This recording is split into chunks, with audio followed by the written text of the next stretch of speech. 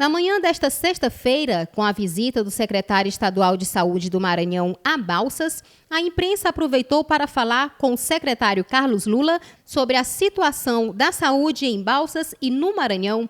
Começou falando inicialmente sobre a ocupação das UTIs. Em Balsas, a UTI da Unidade Regional de Saúde já está com mais de 10 dias com a ocupação máxima. A gente tem uma preocupação não só em relação à ocupação de leitos, mas em relação à possível falta de medicação no futuro, não só para o Maranhão, mas para o Brasil.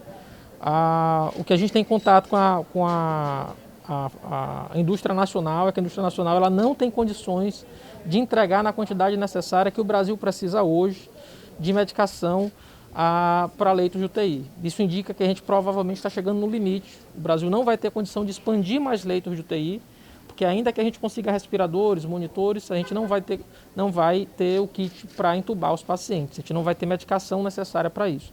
Então a gente tem feito esse alerta ao Ministério da Saúde, é de fato uma situação grave. A gente ainda vai levar, infelizmente, essa situação por pelo menos mais 5 semanas. A gente está terminando a terceira semana, a gente tem mais 2 semanas em março, mais algumas semanas do mês de abril. A gente espera acelerar a vacinação. Se a gente conseguir vacinar, de fato, a população acima de 60 anos, até o final do mês que vem, a gente vai diminuir o número de internados, e diminuindo o número de internados, vai diminuir o número de pessoas em leitos de UTI e o número de óbitos.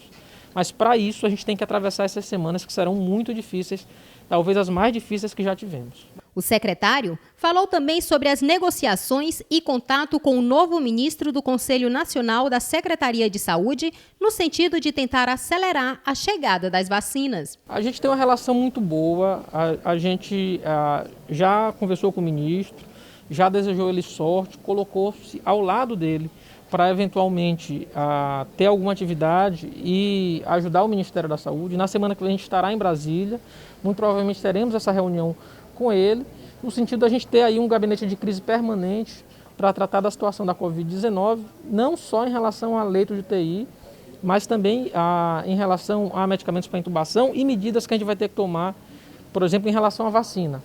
O quanto a gente puder adiantar nos processos de aquisição de vacinação, melhor para o país. Em relação às medidas preventivas que são tomadas desde o início da pandemia, o secretário fala que tenta, em meio a tudo, não prejudicar a economia, mas também fazer o máximo para diminuir o contágio pela doença. Há uma falsa dicotomia entre achar que a gente ou defende a economia ou defende a vida. E a gente tem dito isso desde o início. A gente pode permitir que as pessoas não morram nem do vírus e também não permitir que as pessoas morram de fome. De fato, a gente tem uma equação difícil de se tomar, porque se a gente toma a medida que é fechar tudo, a gente também pode submeter as pessoas a uma privação por mais do que elas estão passando durante esse ano. A gente tem tentado adotar medidas sempre no meio, tentando adotar medidas que não permitam que a economia quebre, ao mesmo tempo que não permita que a doença se alastre. É difícil a gente conjugar essas duas coisas, mas é o que é possível se fazer nesse momento. Por isso a gente tem insistido de ter uma volta do auxílio emergencial, porque medidas que diminuam o distanciamento, ou que aumentam o distanciamento entre as pessoas e que diminuam a circulação delas, elas têm consequências sociais muito fortes e isso a gente não ignora. Não dá para a gente achar que só tem uma visão da sociedade, que é do ponto de vista sanitário. Não.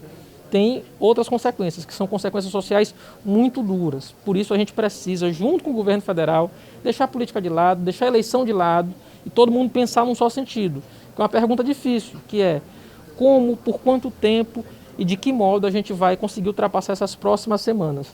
Só dá para ultrapassar essa semana juntos. Brigando a gente não vai conseguir. A Covid-19, apesar de agravar em idosos e pessoas com comorbidades, está cada vez mais frequente em jovens. Carlos Lula falou-nos também sobre isso. O número de pessoas jovens que são acometidas pela doença tem evoluído para uma tragédia, né, no caso de óbitos, ele é muito maior do que no ano que se passou. A gente tem, inclusive, a situação das grávidas, que é uma situação que nos preocupa muito. A gente tem tido recém-nascidos já nascendo positivos, ou recém-nascidos, às vezes, voltando poucos dias depois positivos também. Eles têm evoluído bem, mas as mães nem tanto. Então a gente tem uma preocupação muito grande. A gente ainda tem a menor taxa de letalidade do país, mas a gente não quer aqui estar comemorando óbito. A gente não quer que ninguém adoeça. Por isso a gente tem pedido ajuda da sociedade de usar máscara, manter distanciamento e, mais do que isso, nos ajudar no combate à Covid-19. A variante P1 foi constatado no estado do Maranhão ainda no mês de dezembro de 2020, o que faz crer que esta variante já tem se espalhado bastante no estado. A gente já verificou a P1, foi de uma paciente que adoeceu no dia 31 de dezembro. Isso indica que a cepa está em circulação há muito mais tempo do que a gente imaginava. É provavelmente a circulação de novas cepas que tem levado ao estágio que a gente está hoje no país. Então, por isso a gente pede a ajuda da população. Os estudos genéticos eles têm demorado muito tempo para ter resposta, mas todos os estados hoje trabalham com a circulação da nova cepa e não mais da cepa antiga. É essa a razão, inclusive, da gente ter tido essa explosão de casos da forma que foi nas últimas semanas.